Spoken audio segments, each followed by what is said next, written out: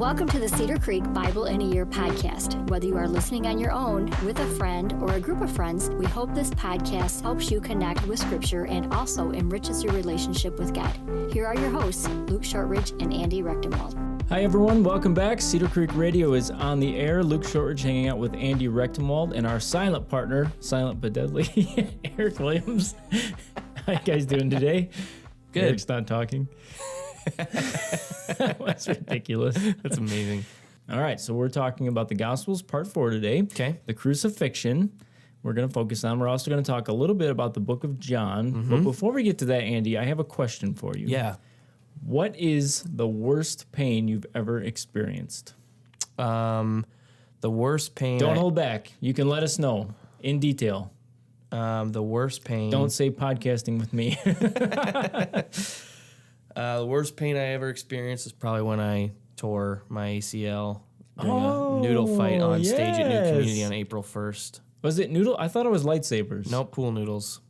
Pool noodles. Star Wars was not, quote, cool again yet there. All right. I think we might have told this story before, but Possibly. relay what happened exactly. Yeah, so Stephen Whitlow was my kind of boss at the time, and we were at a New Community at Perrysburg, and it was full of people. I mean, the whole entire auditorium was full.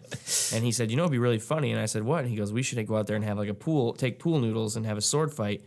And I was like, yeah, that sounds great. So we got out there and... Hold on. It wasn't just a sword fight. It was like a dance. It was like a... No, it was a duel. Dancing It was a sword duel. fight. There was no dancing involved. I have the video. No, it definitely didn't look like a battle sword fight. It looked more like you it guys was were on like Broadway Three doing some Musketeers sort of type ballet sword fight. It was You guys amazing. remember Three Musketeers from the 90s? I just mentioned that. Yes. Amazing. Yeah. So I did a cool roll, like a tuck and roll. It was awesome. And then I tried a 360 judo kick and landed the exact way you should not land on your leg. And then after that, since I was in extreme pain, I tried to get up and walk away, but I couldn't. My knee was swelling through my jeans. And Steven proceeded to continue to beat me with the pool noodle because he thought I was pretending to play dead or whatever. And then I said, I can't walk. And so he picks me up off the stage thinking we were still messing around. And then after we crossed the threshold of the curtain, he dropped me on the ground. Amazing. So I crawled my way back to the backstage because he thought I was messing around. And I looked at my knee and it's swelling through the jeans and like it was bad. And it was April Fool's Day. I need to so get a hold nobody of this believed video. me. I've got to get I a have hold it of on my phone. That's amazing. Nobody believed me. All my friends are texting me, you're not hurt. I'm like, I'm in the emergency room. Haha, funny, April Fools. I'm like, no, it's not. And then the doctor, the person at the thing said, oh, it looks like you just strained it. I'm like, okay. So for 7 months, I walked around on it. 7 months? Yep. Then I finally got it looked at, and they were like, yeah, this is one of the worst tears we've ever seen. And I was like, good. Wow. This is fun. So that was the worst pain I've ever felt. Oh. How about you? Well, I was a sporty young chap. I found myself in many daring situations. You know, like the stories of me getting hurt as a child are kind of legendary. I'll go through some of the highlights here. Okay. First off, have you ever had a broken bone? Yep. Broke my growth plate in my heel. Oh. We will not continue all the short jokes, but that's what happened. Yeah. Snapped it right in half. I wasn't even thinking that. Nope. Jeez. Yep. Well, I broke 2 bones in my hand playing football with my cousin one time. Also, one time my grandfather was smoking, and he had a cigarette down, and I walked right into it, and it burned my cornea. No kidding. So I had to get rushed to the emergency room for that. Wow. There was another time I got poked in the eye. I was on one of those like rocking horse things. Remember the rocking horses with the metal connectors that kids would like go back and forth really fast on that were super dangerous? They go like this pretty much. Yeah. So I was on one of those, and a friend of mine, I think I was like 3 or 4 at the time, stuck out his finger and said, "It's not your turn, it's my turn." And I went straight forward into his finger and jabbed me in the eye. So I had to go to the emergency room for that. Nice. I also, in elementary school, I was practicing on the monkey bars, and I was going back and forth for about an hour. And I looked down, I had tore off all the skin on my palms. Wow. They were completely gone. Sick. And I had to, I pretty much just like shoved them in water because they burned so bad. None of those were the worst pain I've ever felt, though. The worst pain I've ever had, I was, I believe, 5 years old. I was brushing my teeth, and I've never liked to sit still, so my mom would give me the toothbrush, and she'd say, okay, go brush your teeth. and then come back in like 5 minutes and I'll help you finish, whatever. So it's in the morning, and I'm brushing my teeth. Well, I had this, it was like a plastic wheelbarrow, I guess, but it was like mini for a kid. So I would hold on to it with my hands and I would run. So I was running down the hallway. I had a toothbrush in my mouth. I tripped and jabbed the toothbrush in the back of my throat, and it got lodged between my jaw and like the back of my neck. You could feel it from the back, like next to my neck, and blood is just going everywhere. So I'm like kind of screaming, moaning. My mom comes up and said, "Luke, what happened? Tell me what's wrong." I'm like, She said, "Take the toothbrush out of your mouth. Tell me what happened." I'm like, So she goes to grab the toothbrush and it doesn't move. Like it was jammed so far back in there that it was not going anywhere. Sick. So call 911, rush me to the hospital. And I remember this was terrifying. The doctor looks at me, kind of examines. The nurses hold me down. He puts his hand on my forehead and just rips it out. Like just pulls it out and got me some medicine and sent me home. It hurt so bad. Dang. It hurt for weeks. And I had to eat like popsicles, ice cream, like just like soft foods. And it was awful. You know, That was the worst pain I ever had. that's terrible. But when you said about the eye thing, when you burnt your cornea, I thought of another thing that happened to me that's pretty funny. It's not really not. I got to wear an eye patch for a while. It felt like a pirate, so that was actually pretty cool. So I was at my aunt's house, and there was a bee, and I had a stick in my hand. I was running around trying to hit the bee with a stick, and I tripped over. That only makes sense when you're a young boy. Right. I tripped, and I went, and I just stuck it right in my eye, and I was like crying. I was like, I think 9 or 10 at the time, and my mom was like, "I can't see anything. It's fine." So she takes us to Denny's as a family, and the whole time I'm like whining about my eye hurting.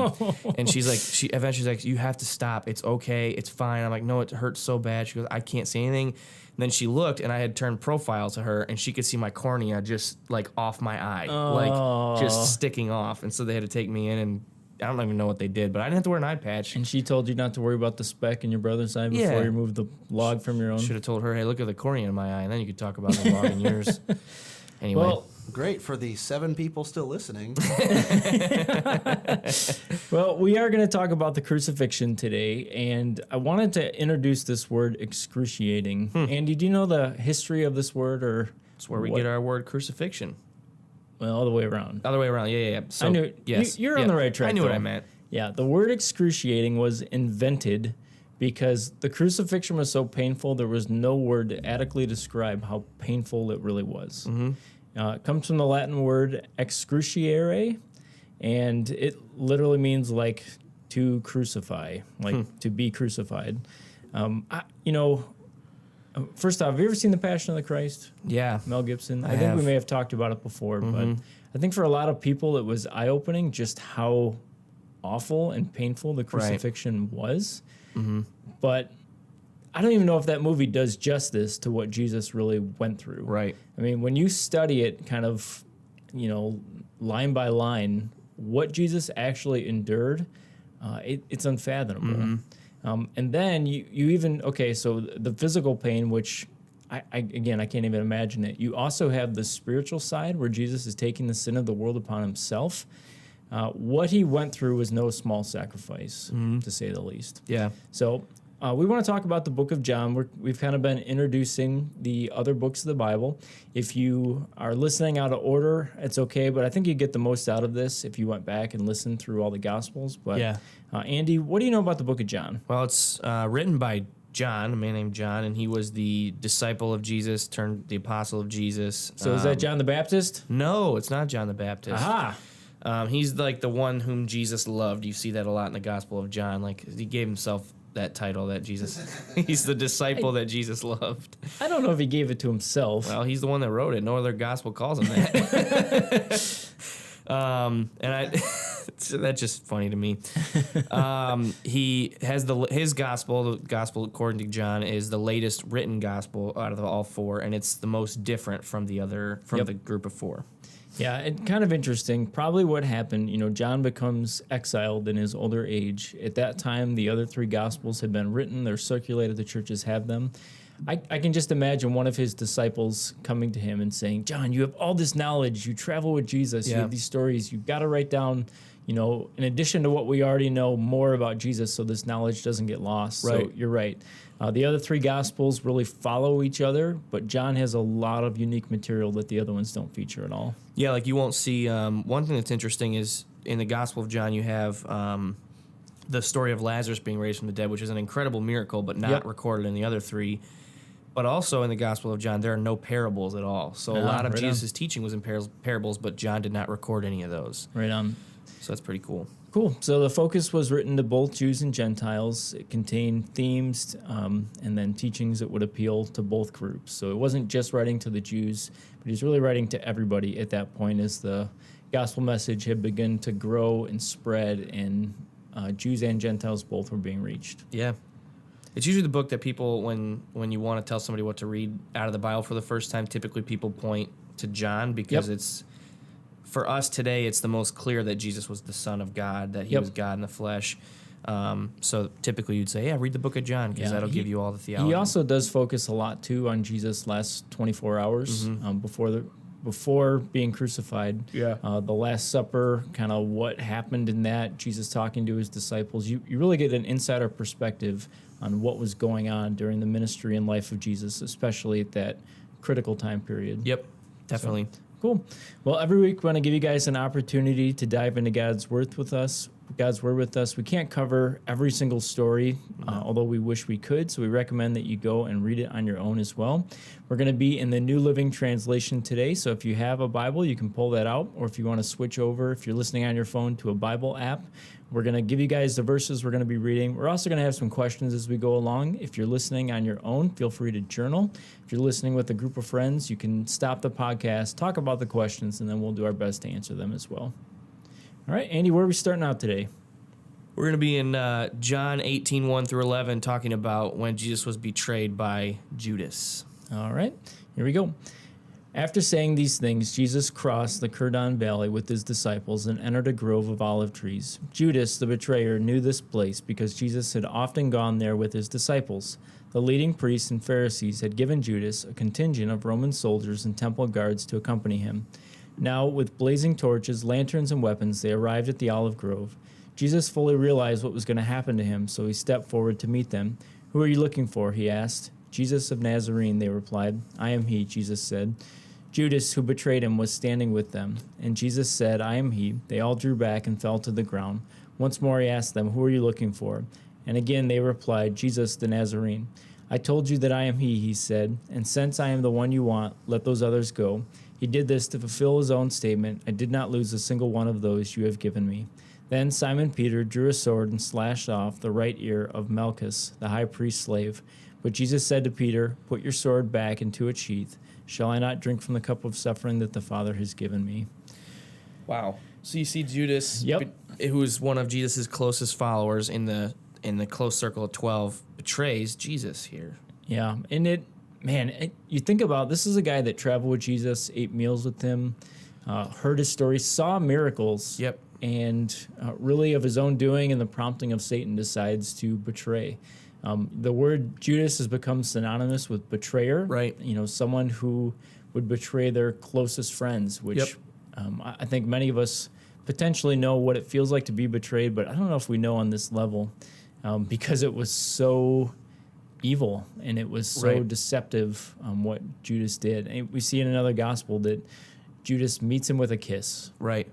So his actions and his intentions, totally don't line up at all. Well, and the funny thing about, and especially in John, but every time they mention Judas earlier than these scenes, it's like Judas, the disciple who will later betray Jesus. Right. So, don't forget, it's been written down that this is the guy. And I understand that, there was another disciple who, had to also name Judas. Yeah, name Judas. It's not me, and guys. Come on. Yeah, they had to say Judas, not Iscariot. Yeah, not me. Just, he probably didn't have a lot of lines. That's why, nobody ever said they didn't ever record him. Yeah, I think at some points they call him like Thaddeus. And if your name was Judas, you'd start to go by Thaddeus as well. All right, so here's our question for you guys. Have you ever been betrayed by a close friend? How did it feel? And how could you move on afterward? Please explain without using names. You got any betrayals that come to mind, Andy? Yeah, I mean, I was one time dating a girl, and one of my best friends was trying to, boy. yeah, with my girlfriend. It was a very difficult time for me. So, Trying to what? No. Yeah. No, I think we're going to keep That's- this a family podcast. that's what I will say. It was a very tough time. How did you feel? Betrayed. Oh. It was interesting because you would think, like, Jesus, when you read the Gospel of John, you see that he kind of he knew it was coming. I mean, he knew that he told Judas to go do what you have planned to do, you know. But when it's you in the thick of all of it, and Sure. like it came out, I found out later, like after the relationship had been over, I found out that was what my best friend was trying to get her to break up with me, and like all that kind of stuff, like craziness. All right. Well, I had a friend in junior high. I feel like betrayals in junior high school are magnified. I had a they're guy. huge. I'll call him. I don't know. We'll call him Daniel. So Daniel, I use that because that's your brother's name. Yeah. I want it to be someone close to you. Daniel was a guy that just a goofy dude. I was friends with him, had been for about a year at this point, and he really put himself out there. When I say wild, this guy is life of the party. And when he first came in, he had transferred from another school, comes into our junior high school, and instantly he's like popular. People love him. You know, they want to be with him. He's getting invited to these parties. He's feeling great. And I had been friends with him before this, so I kept in touch with him. But he really didn't want to be seen with me while he was, with the cool kids, which I was not. Surprise, surprise. So he got into a couple fights, and the school just turned on him. Like the popular kids all of a sudden decided they didn't like Daniel anymore, and they made fun of him. They would like screw with his locker, all this kind of stuff. And I befriended him, so I invited him to come sit at my lunch table with my buddies, my friends. So Yep. he came and sat with us. Well, Daniel played football. I remember this clearly. In the middle of practice, some big kid, big kid, he's probably like 150 pounds or something, lands on Daniel's leg and breaks his knee, like his kneecap broke. And you could hear a crunch. He screams in pain. He gets a cast, and he got to ride in a wheelchair because of this. So everybody, again, you're in junior high. I don't know why. For some reason, him being in a wheelchair became the coolest thing in school. And he got to leave class early and go to the lunch room like 5 minutes before everybody else. People would be like, Mark, what's his name? Oh, crap. Daniel. Don't worry, he's not listening to this podcast. So Daniel, he's got his people like, can I carry your books? So he becomes this super popular guy again. So, and I've been talking, I'm so sorry. Can we cut that out? So Daniel decides immediately he no longer wants to sit with us at the lunch table. He's back with the cool kids, and all of my friends and I are like, what just happened? Like, okay, now that you got your leg broke, you're too cool for us. And I remember having this debate, should we let him back or not, when they got tired of him? Because it wasn't a matter of if, it was a matter of when. Yeah. And after like a month, the novelty wore off, and he came and wheeled his way back over. And we did accept him, and he ended up being one of my good friends, even through high school. I'm sure he's not listening to this. I hope he's not. I hope he is. I would want my name to be slipped in like that. Daniel/Mark, please forgive me. All right, let's move on. John chapter 19, 28 through 29. So Jesus has been crucified. We don't have time to go through all that he went through, but needless to say, it was awful. It was excruciating. Pain beyond pain that he went through and did it willingly. So at this point, John 19, chapter 19, verse 28. Andy, take it away, please. Yep. Jesus knew that his mission was now finished, and to fulfill Scripture, he said, I am thirsty. A jar of sour wine was sitting there, so they soaked a sponge in it, put it on a hyssop branch, and held it up to his lips. When Jesus had tasted it, he said, it is finished. Then he bowed his head and released his spirit. So All those right. words are pretty They're- famous. Yeah, I would say it is finished. I mean, that's ominous. Yeah. Let's take a second, though, and talk about this sour wine, because I Yeah. feel like there's some disagreement here. There is. We talked at a previous podcast that one of the gospel accounts says that it's vinegar, another says sour wine. Mm-hmm. We believe it's kind of the same thing. You're talking about the same thing here. Could be different perspectives from different gospel authors. Yeah. I think, Eric, you even said that sour wine turns into vinegar, right? Yeah, when wine, I mean, think about red wine vinegar. If you have wine that's once it goes bad, it basically turns into vinegar. So if Okay. you've ever had a wine, I mean, I know none of our listeners drink wine or anything like that, but Nope, No. never. but if you've had wine that's been around too long, when it goes bad, it basically turns into vinegar. Okay. Is that what vinegar's made out of? Anyways, go I ahead. don't know. Red wine vinegar. Okay. Okay. So the debate here was the sour wine to dull his senses? Like, was it something to comfort him in the midst of this pain? Or, and I've heard this theory as well, was it like a toilet brush? Have you heard this before, Andy? Yeah, Mark Driscoll talked about this in his. All right. So he believes series. that it was used for cleaning themselves. This is disgusting. Yeah. And that it was just one more way to humiliate Jesus, that they took the toilet brush soaked in sour vinegar, sour Yep. wine, and put it right in his face. Right. You know, the Savior of the world, the Son of God, at that triumphant moment is thrown into this horrible, humiliating situation where a toilet brush is put in his face. I don't know which one is correct. Do you have a theory on either one? I tend to go more towards the second theory. Just Okay. just the way I've read up on it a little bit. There's honestly not a lot of talk about it, which is interesting, but it makes more sense to me given the Romans' proclivity for just humiliating people. Right. So to give him something Absolutely. because he's thirsty Put is someone one. in a place where they're totally powerless. Right, and it's humiliating. I mean, you're giving him, like you said, a toilet brush for him because he's quote thirsty.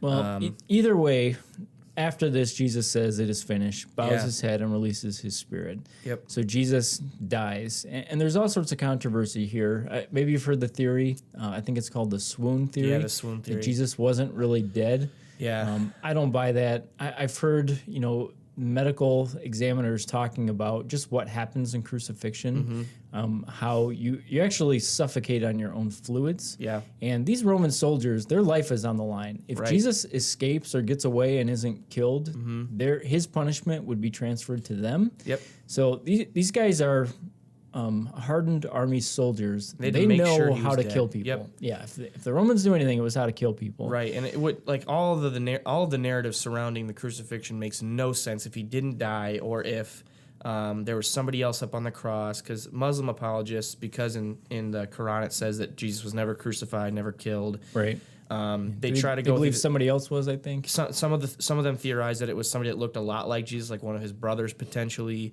Others do the swoon theory where he got close to being dead but didn't actually die.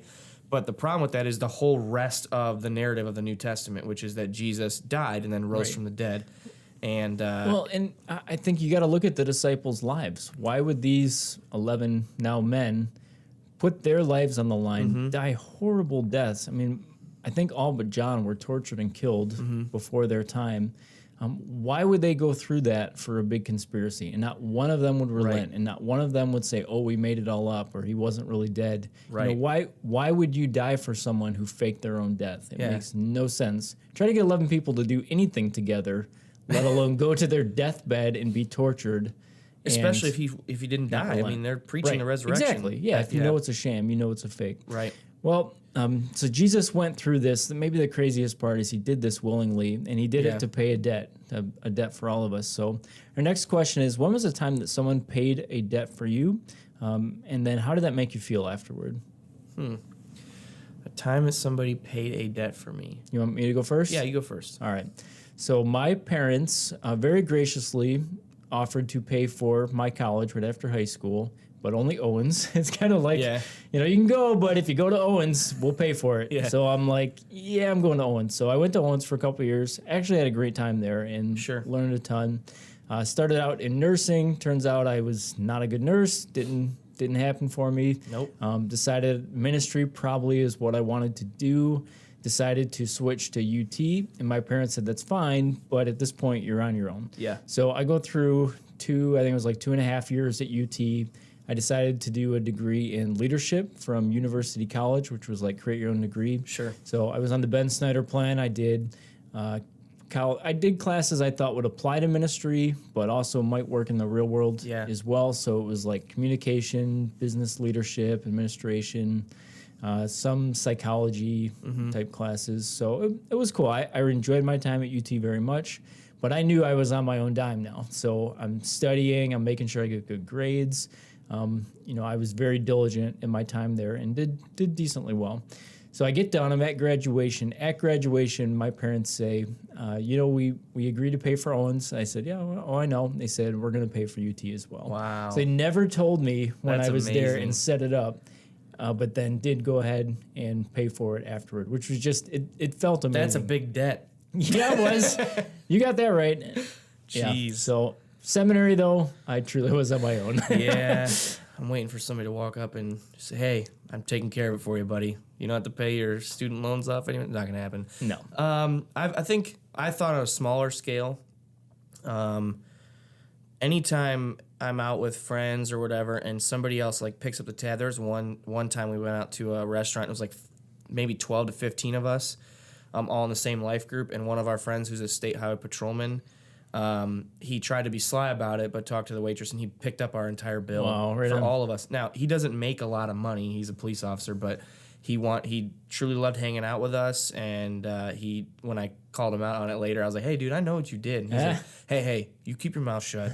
I wanted to do it, but it was really, it's simple and it's small for me, but I looked at the grand scheme of things, and that was super generous of him. And that happens.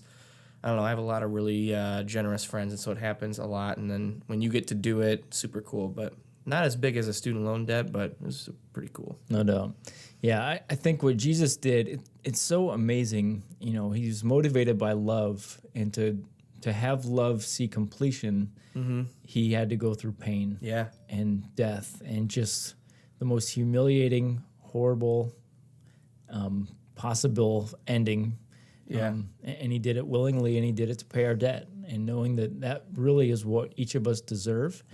Because of our sin, we deserve death, but Jesus paid it all. There's a interesting, if anybody that's listening, if any of you guys are listening, would like to see some of the what it would have felt like to be in Jesus' spot, to be crucified, what he went through, then there's a chapter in the book, The Case for Christ, that they have a medical doctor explain, who specializes in pain, I'm pretty sure, explain what it would have felt like. That's the chapter I was reading when I surrendered my life to Christ, and that's a very powerful chapter in that book.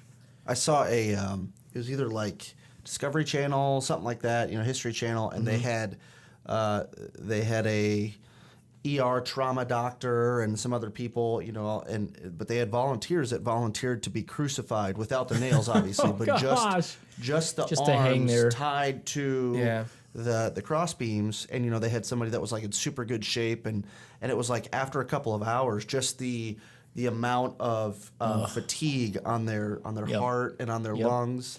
Just holding your arms above your head for that long and being suspended by that. They're like, they didn't even use nails. And these guys, they had to, and sure, it was probably some TV drama, but they're like, oh, we got to stop this. We got to stop. Get him down. Get him down. Right. And they weren't even flogged or anything beforehand. They exactly. just kind of strung up. That's crazy. I think the cruelest part of crucifixion maybe is that they would purposefully make it so that when you lifted up your legs, you could breathe, but when you were down and hanging by your arms, you couldn't. Yeah. So the people had the strength originally to lift up to take a breath. So it was not a quick death.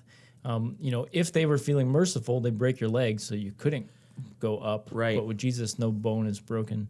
Well, all of that really means nothing, in my opinion, if it's not for the resurrection. Right. If Jesus doesn't raise from the dead, then he's not who he said he is. I mean, if he dies this horrible death on a cross, and that's the end of the story. And that's the end of the story. Then that's the end of the story. So we're going to move to John chapter 20, verses 11 through 18. Mary was standing outside of the tomb crying, and as she wept, she stood and looked in. She saw two white-robed angels, one sitting at the head and the other at the foot of the place where the body that Jesus had been lying. "Dear woman, why are you crying?" the angels asked her. "Because they have taken away my Lord," she replied. "I don't know where they have put him." She turned to leave and saw someone standing there. It was Jesus, but she didn't recognize him. "Dear woman, why are you crying?" Jesus asked her. "Who are you looking for?" She thought that he was the gardener. "Sir," she said, "if you have taken him away, tell me where you have put him, and I will go and get him." "Mary," Jesus said. She turned to him and cried out, "Rabboni," which means Hebrew for teacher. "Don't cling to me," Jesus said, "for I haven't yet ascended to the Father. But go and find my brothers and tell them, I am ascending to my Father and to your Father and to my God and to your God.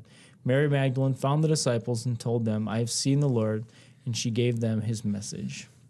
I love those parts of the Gospels where the experience of one of the disciples finding, the risen Lord and how excited they get. And, what do you do in that moment? That's just nuts. Well, it's kind of amazing here, and I think we might have touched on this before too, but Jesus first appears to a woman. Yeah. Which, if you're faking this, you're not appearing to a woman. No.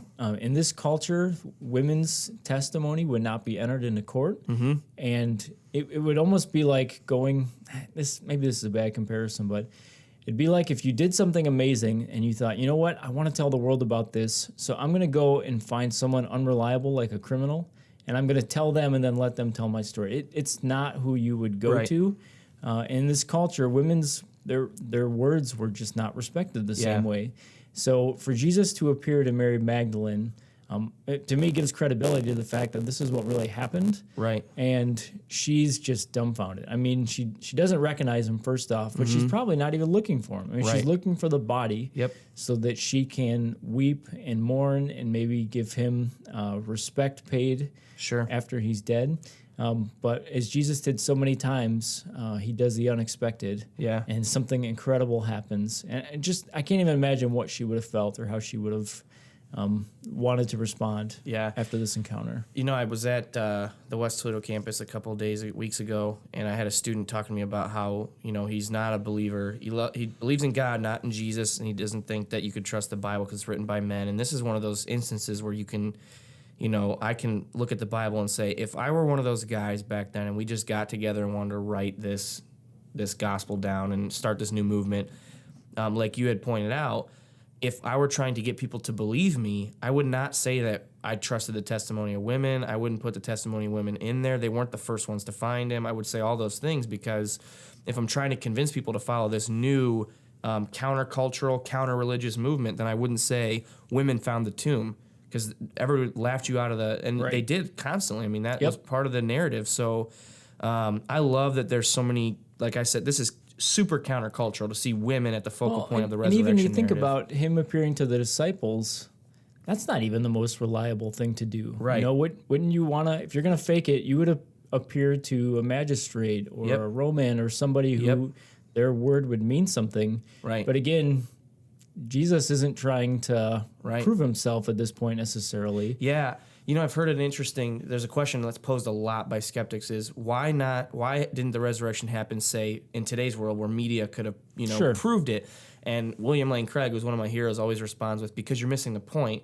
His appearing to people wasn't to prove his resurrection. It was to give faith to his disciples to go out and do the work of the Christian faith. Totally agree. Not to mention, in today's technology, if something like that had actually happened on camera, can you imagine what the skeptics would say? It wouldn't matter anyways. It wouldn't matter anyway. You mess with the videos were edited, all that kind of stuff. You got it. Yeah. Well, let's think about a time that somebody brought you good news. Andy, think about a time someone told you good news, and then how did you respond because of that? Well, first thing I thought of was, we talked about this before, but when we were at the end of Kayla's pregnancy with Ruby, there was a lot of cloudiness as far as how healthy Ruby was going to be. We had no idea. She was so small, all this stuff. And so the whole time she's being induced and in labor, we're nervous because they said we can't give you any sort of she's going to be okay. So when she was born and I heard the words that she's a very healthy baby, I mean, I just sank down in my chair and I'm like, this is exactly what I need. I mean, it was hours, it was days of praying and petitioning people to pray because I felt helpless. And then the doctor says, or the midwife says, this is the good news that she's healthy.